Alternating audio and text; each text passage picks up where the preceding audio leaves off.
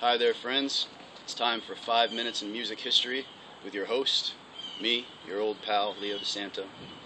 I'm here in Meridian, Mississippi, the town of Meridian in southern Mississippi, at the grave of the legendary Jimmie Rodgers. Now, if you don't know who Jimmie Rodgers was, I want you to go to the mirror, look yourself square in the eye, punch yourself in the face. That's from Jimmie Rodgers is one of my heroes. He's known as the father of country music, which is a pretty huge title, but in Jimmie's short 5-year recording and performing career, he did so much with his singing and his guitar playing and his songwriting to influence musical styles from country to rock and roll to bluegrass. He's even in the Rock and Roll Hall of Fame, even though he died in 1933, more than 20 years before rock and roll could ever be said to exist. So I wanted to come to his gravesite and play one of his songs as a tribute to Jimmie and share it with you guys. Even though I'm a little disheveled and dirty today, I know I'm wearing the same t-shirt I was wearing in the Memphis photos, so let's get that out on the table right now. I'm traveling alone and I don't have to impress any of you. Let's get that straight. Anyway, legend has it Jimmie Rodgers learned to play guitar from some hobos he met while working as a brakeman on the railroad line down here. And nobody wrote and sang about hobos with quite the sweet sincerity that Jimmie did. So I'm going to play you a song of his called Hobo Bill's Last Ride. Oh, Billy, riding on an eastbound freight train, speeding through the night. Hobo Bill, a railroad bum, was fighting for his life.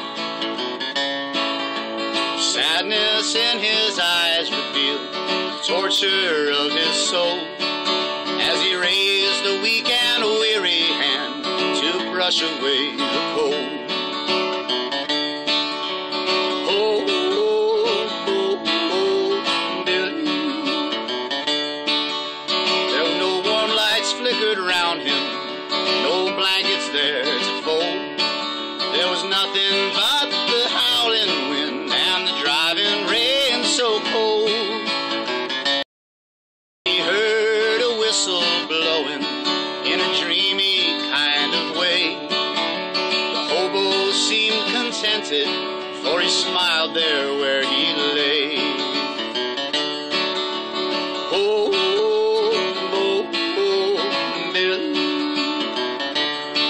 Outside the rain was falling on that lonely boxcar door, but the little form of Hobo Bill lay still upon the floor.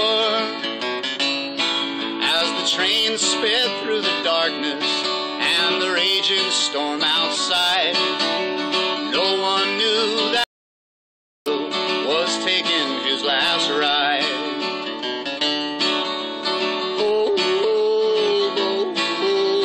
Billy.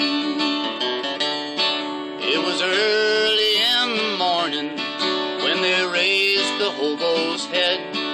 A smile still lingered on his face, but Hobo Bill was dead.